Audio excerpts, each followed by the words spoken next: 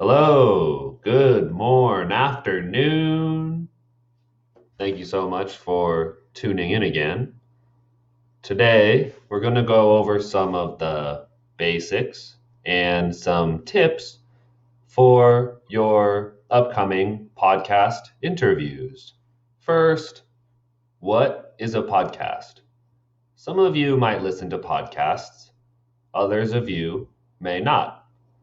A podcast is an audio based form of programming in which a host will typically talk about a particular topic that he or she likes, and more often than not, also interview guests that are knowledgeable about their given topic. There are hundreds of podcast topics ranging from sports to self improvement. I personally love the self improvement podcasts, as well as education, dramas, stories. There's about as many types of podcasts as there are types of YouTube videos.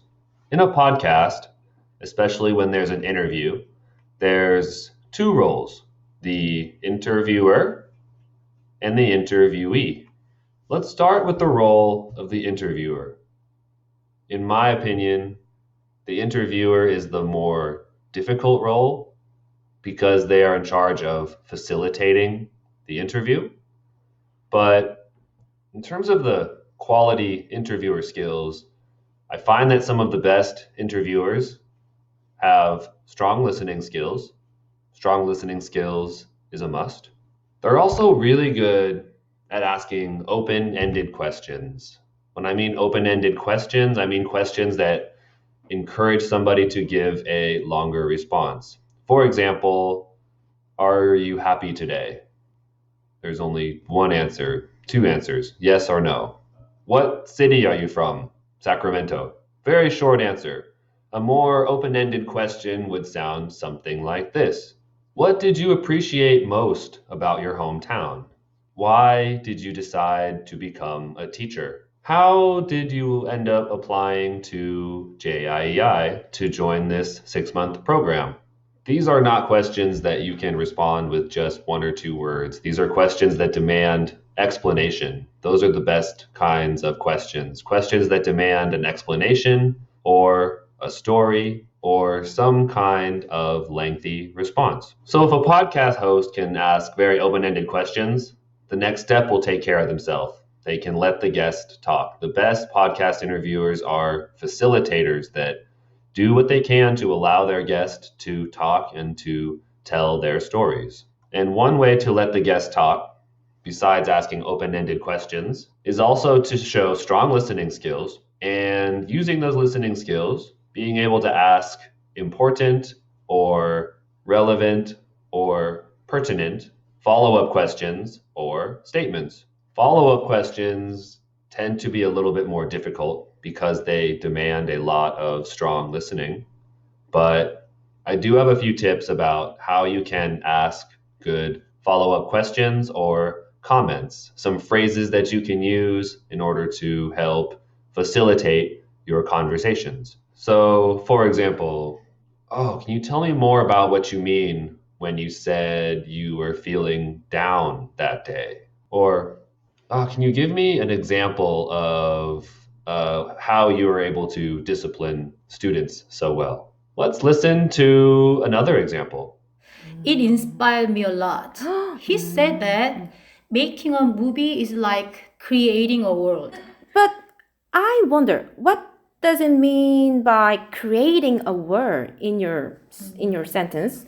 By combining and breaking the pieces of the stories containing daily lives, a movie director can give solace to the people who need solace and can give smile and happiness to people who need laughs. Sometimes guests will give very great responses that don't really necessitate follow up questions. In that case, sometimes it really helps to provide some kind of commentary. Oftentimes, that comes in the form of paraphrasing. So what you're saying is that we are the monster because we used too much shampoo today. or it allows you to tell maybe a little bit about yourself, but in a way that directly relates to what the guest was talking about. You know, that reminds me of my own experience at Namak High School. When I was just starting off as a teacher, I was also very shy in the classroom. Let's listen to another live example. Tea keeps off this pungent taste. It means unpleasant taste, I think, such as too hot or too bitter. What is not pungent is the harmonious flavor, I guess. Oh, so you mean that mild taste is the harmonious flavor, and it sounds like it is not the matter of taste, but the matter of thoughts or the other things. Yes, completely. Now, opposite the interviewer is the guest or the interviewee. When it comes to being the interviewee, there's a lot less pressure to ask the right questions or to facilitate the right follow up. For the interviewee, the main goal is to keep talking. Now, how do you keep talking? That can be difficult sometimes. Details, details, details. Giving reasons, giving examples, going into stories. When you go into stories, adding more details. How can you bring in your senses? What did you feel in that moment? What were other people around you feeling in that moment? Why? Why do you enjoy doing what you do? Giving reasons, details, examples, stories can keep you talking for hours, but I'm only going to make you talk for like 10 minutes.